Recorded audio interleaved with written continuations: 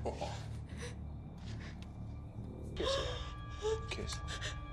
shit. Halo Sobat Santuy, today is the day. Jumpa lagi bersama gua di channel Warung Santuy.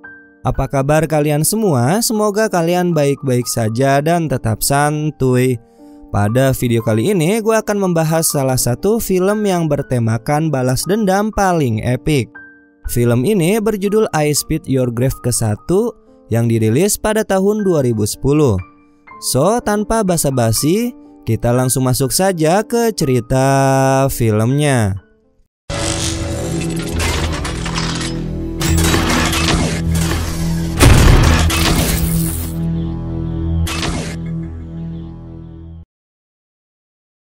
Film dibuka dengan memperlihatkan seorang wanita yang merupakan penulis novel yang berasal dari New York. Wanita ini bernama Jennifer Hills.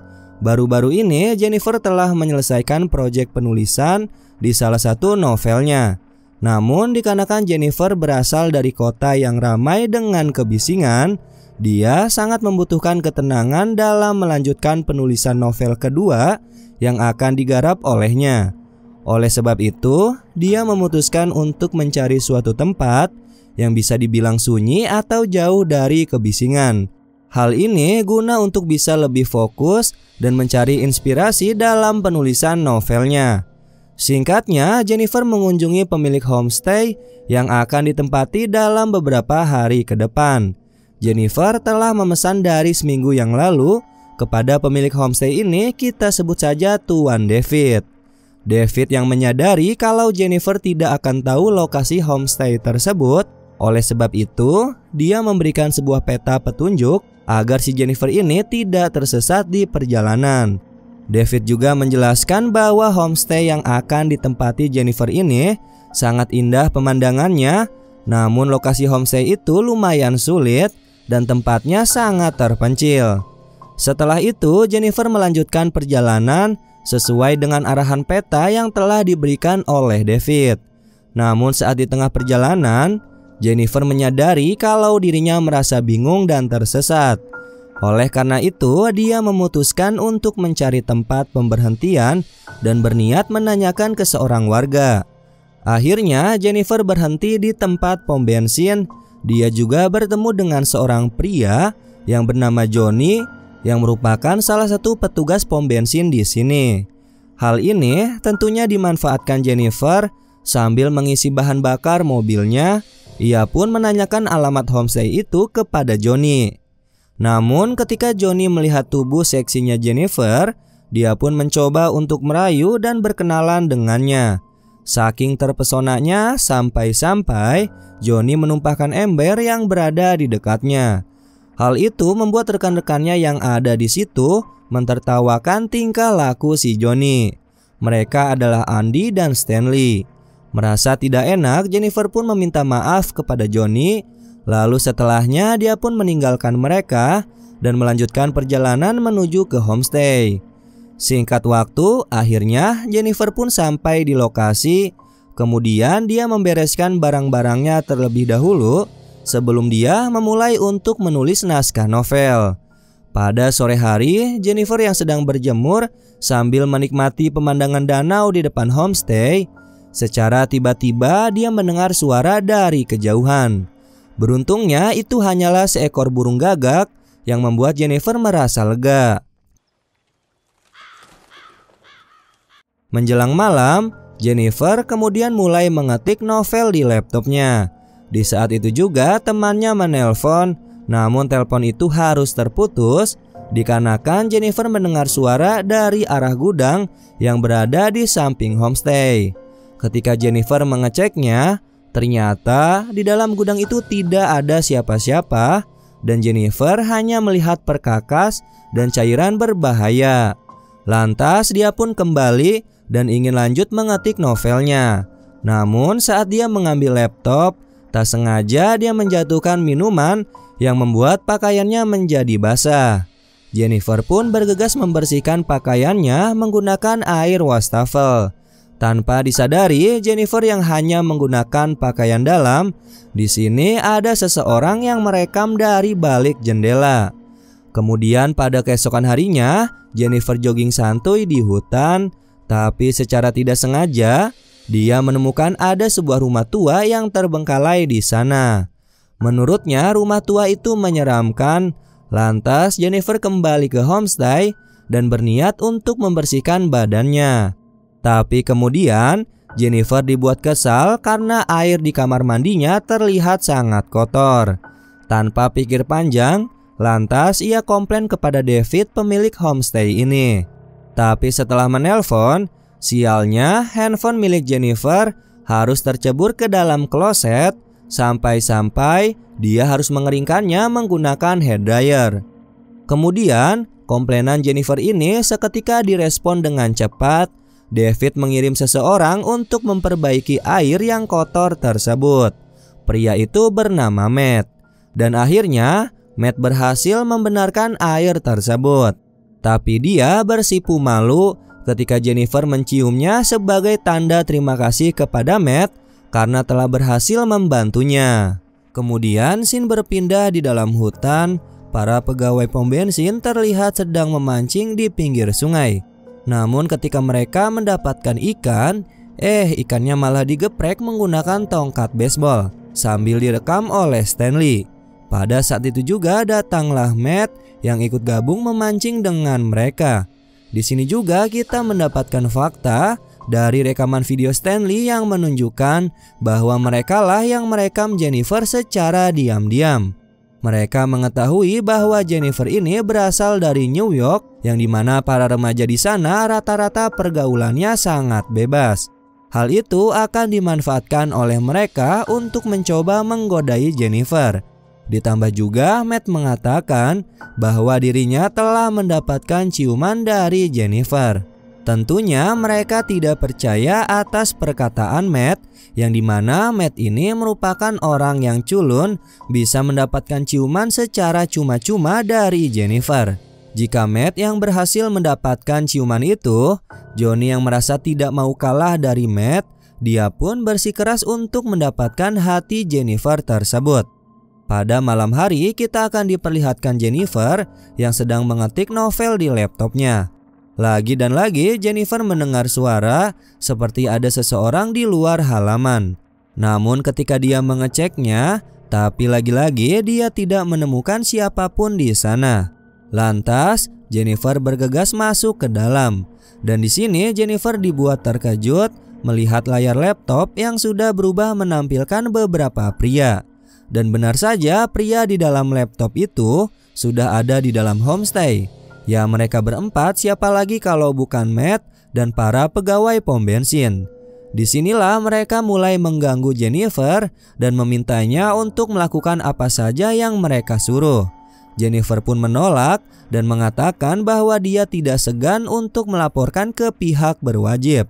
Namun kelompok itu yang dipimpin oleh Johnny, mereka pun sama sekali tidak takut atas ancaman Jennifer.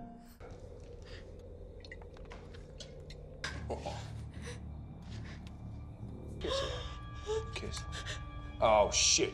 Tapi keberuntungan ada pada Jennifer. Dia berhasil melarikan diri dan menjauh dari homestay itu. Jennifer berlari secepat mungkin sampai di tengah hutan. Dia bertemu dengan seorang polisi yang sedang berburu sambil ditemani pemilik homestay itu. Dengan ketakutan, Jennifer menceritakan semua kejadian yang telah menimpa dirinya di homestay tersebut. Polisi itu yang mendapatkan laporan ini, tentunya dia berencana untuk mengecek ke lokasi. Tapi polisi itu meminta David agar pulang saja dan dia akan mengeceknya hanya berdua saja bersama Jennifer. Singkat cerita, ketika sampai di homestay, polisi itu tidak menemukan keberadaan siapapun di sana. Namun, dia hanya menemukan beberapa botol minuman dan mencurigai Jennifer kalau apa yang diceritakan Jennifer ini hanya halusinasi saja, dan dia menganggap Jennifer kebanyakan menenggak minuman beralkohol. Atas tuduhan palsu atau cerita hoax Jennifer itu, dia pun diminta untuk berbalik badan. Namun siapa sangka di sini ternyata polisi ini adalah bagian dari kelompok mereka. Di sini pun Jennifer mulai diperlakukan hal yang tidak wajar, mulai dilecehkan, ditodongkan pistol, bahkan lebih biadabnya lagi, Johnny memaksa Jennifer untuk membuka seluruh pakaiannya. Dan kejadian ini direkam oleh Stanley menggunakan handycam-nya. Tanpa diduga, Matt yang merupakan orang culun, awalnya dia tidak ikut-ikutan untuk memperlakukan hal ini kepada Jennifer. Akan tetapi, dia dipaksa oleh mereka untuk memantap-mantapi si Jennifer. Ya mau tidak mau dengan terpaksa, karena diancam oleh mereka, akhirnya Matt mulai memantap-mantapi si Jennifer. Setelah diperlakukan seperti itu, Jennifer mendapatkan kesempatan untuk melarikan diri. Dia pun berlari sejauh mungkin sampai-sampai ketika berada di tengah hutan, dan disinilah Jennifer mulai digilir satu persatu oleh mereka. Dan kejadian ini direkam oleh kamera milik Stanley. Setelah mereka lega meluapkan birahinya kepada Jennifer, seketika mereka pun di sini lengah dan tanpa disadari Jennifer berhasil melarikan diri. Di saat mereka menemukan Jennifer di tengah jembatan, tanpa diduga Jennifer menjatuhkan dirinya ke dalam sungai. Di sini mereka mulai panik atas keputusan yang dilakukan oleh Jennifer. Polisi itu menyuruh mereka semua untuk membagi tugas dalam upaya mencari keberadaan Jennifer di sekitaran sungai. Di sini juga secara langsung polisi itu mengambil memori handycam yang telah merekam semua aksi bejat mereka. Hal ini dikarenakan polisi itu takut atas apa yang mereka sudah lakukan bisa menjadi barang bukti dan dirinya pun terancam akan dipecat dari pekerjaannya. Dengan cepat lalu pada malam harinya mereka pun mulai menghilangkan jejak dari Jennifer dengan membakar semua barang-barang miliknya. Lalu pada keesokan harinya sebelum bertugas, polisi itu menghampiri David. Dia pun memberikan kunci homestay-nya. Berhari-hari telah berlalu, mereka pun tidak lupa untuk terus mencari keberadaan Jennifer di pinggiran sungai. Akan tetapi hasilnya tetap nihil. Mereka menganggap bahwa Jennifer memang telah tewas dan tenggelam di dalam sungai. Berbeda dengan pria culun atau si Matt, dia merasa terbayang-bayangi oleh sosok Jennifer karena pada dasarnya Matt merasa bersalah karena sudah melakukan hal itu kepada Jennifer, dan itu pun terpaksa karena diancam oleh teman-temannya. Scene berpindah memperlihatkan pemilik homestay atau David. Dia menelpon polisi untuk menanyakan keberadaan si Jennifer. Karena pada saat sebelumnya polisi itulah yang mengantarkan Jennifer ke homestay setelah Jennifer melaporkan kejadian yang menimpanya. Akan tetapi polisi itu mengarang cerita bahwa setelah dirinya mengantar Jennifer ke homestay, si Jennifer ada di homestay dan baik-baik saja. Tapi di sini agar dirinya tidak ketahuan, maka polisi ini pun berjanji akan mencari Jennifer pada esok hari. Kemudian pada pagi harinya, Stanley berlari menghampiri teman-temannya. Di sini ia memberitahu bahwa memori rekaman yang sebelumnya telah dihancurkan. Ternyata itu hanya memori cadangan dan memori yang merekam kejadian aksi bejat mereka terhadap Jennifer kini telah hilang dicuri oleh seseorang. Karena hal itu membuat Johnny dan Andy sangat marah kepada Stanley, yang dimana jika memori itu tersebar maka merekalah yang akan terancam. Di sini Johnny menganggap bahwa yang telah mencuri memori rekaman itu ialah Matt atau si pria culun. Pada malam harinya saat Johnny sedang bersantuy sambil menenggak minuman, di sini dirinya merasa ada seseorang yang usil terhadapnya. Dia pun keluar untuk mengeceknya, namun sama sekali Johnny tidak menemukan siapapun di sana. Lalu pada keesokan harinya, Scene memperlihatkan polisi yang habis pulang bertugas saat bertemu dengan istrinya. Lalu istrinya memberitahu bahwa ada sebuah kiriman paket dan ketika dibuka, itu adalah memori rekaman yang bertuliskan nama Stanley. Langsung saja polisi ini bergegas untuk menanyakannya kepada Stanley. Saat berkumpul, Stanley yang diinterogasi oleh polisi itu, kemudian dia menceritakan yang sebenarnya dan menganggap bahwa si Matt adalah pelaku yang mencuri memori rekamannya. Polisi itu pun dengan sangat marah meminta mereka untuk segera mencari keberadaan Matt. Karena tidak mau dicurigai oleh David, Pada sore harinya saat berburu, polisi itu langsung membunuh David saat sedang berburu. Di tempat lain, scene memperlihatkan Matt yang sedang tertidur di bangunan terbengkalai. Namun ketika dirinya terbangun, Matt dibuat terkejut melihat ada Jennifer yang belum tewas dan sedang menatap ke arahnya. Jennifer menyuruh Matt untuk duduk di sampingnya. Di sini, Matt secara langsung meminta maaf kepada Jennifer karena sebelumnya dia telah melakukan hal yang tidak wajar kepadanya. Akan tetapi, permintaan maaf tidak cukup karena apa yang telah menimpa Jennifer itu sangatlah biadab dan tidak manusiawi. Karena hal itu, langsung saja Jennifer pun melakukan aksinya kepada Matt. Di sisi lain, Stanley yang sedang mencari keberadaan Matt, namun saat di tengah perjalanan, dia terkena jebakan yang membuat kakinya terluka parah. Stanley yang berteriak kesakitan, hal itu pun terdengar oleh Andy dan langsung saja dia mencoba untuk menolongnya. Saat itu juga secara tiba-tiba datanglah Jennifer dan langsung membuat mereka berdua tidak sadarkan diri. Kemudian ketika Andy tersadar, dia mendapati dirinya sudah terikat di atas bak mandi. Andy yang tidak bisa berbuat apa-apa, lalu Jennifer muncul dan kemudian dia menuangkan cairan berbahaya ke bak mandi, sampai-sampai membuat wajah Andy terbakar.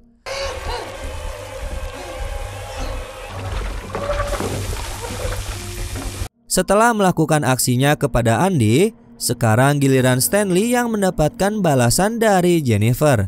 Langsung saja Jennifer pun mulai menyiksa Stanley, mulai dari menusuk kail, kemudian mengambil isi perut ikan yang akan dioleskan ke seluruh tubuh Stanley.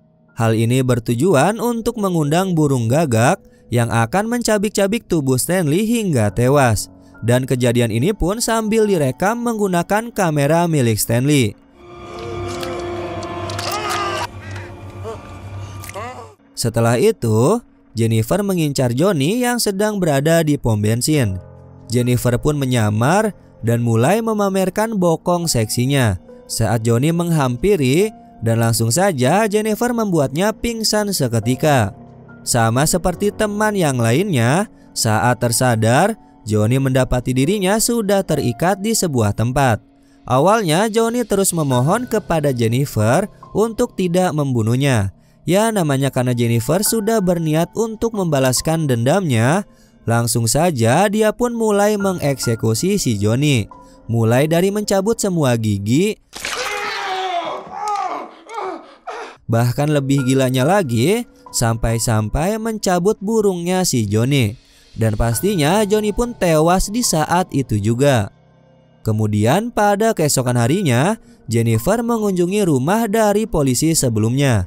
Di sini Jennifer menyamar sebagai guru privat untuk mengajar anak dari polisi itu. Ketika Jennifer menelponnya, polisi itu pun dibuat terkejut. Ternyata Jennifer masih hidup. Karena merasa keluarganya terancam, dengan segera polisi itu pun pulang ke rumahnya. Akan tetapi sesampainya di rumah, istrinya memberitahu bahwa anaknya telah dibawa pergi oleh Jennifer. Kemudian dengan segera dia pun langsung mencari keberadaan anaknya. Suatu ketika saat sedang di taman, polisi itu sama sekali tidak dapat menemukan anaknya. Saat ingin kembali ke dalam mobil dan tiba-tiba kemudian saat tersadar, polisi itu mendapati dirinya sudah terikat di sebuah tempat. Di situ juga ada Matt yang sedang tidak sadarkan diri. Di sini Jennifer merencanakan pembalasan dendam yang sangat epik, yang dimana di tempat itu ada shotgun yang mengarahkan ke boolnya polisi. Namun Jennifer menghubungkan pelatuk shotgun ke tangannya Matt. Hal ini bertujuan ketika Matt tersadar lalu dia bergerak, maka shotgun itu akan menembak ke arah mereka berdua. Di sisi lain, setelah Jennifer merancang itu semua, di sini dia menunggu detik-detik kematian Matt dan polisi di pinggir sungai. Dan tiba-tiba Matt tersadar. Lalu di akhir film Jennifer tersenyum setelah mendengar suara tembakan. Dan akhirnya film ini pun selesai. Oke Sobat Santuy, itulah alur cerita film pada video kali ini. Menurut kalian bagaimana dengan film ini? Tulis pendapat kalian di kolom komentar. Mungkin itu saja penjelasan dari gua. Mohon maaf apabila ada kesalahan kata maupun isi video. Warung Santuy pamit dan jangan lupa untuk tetap santuy.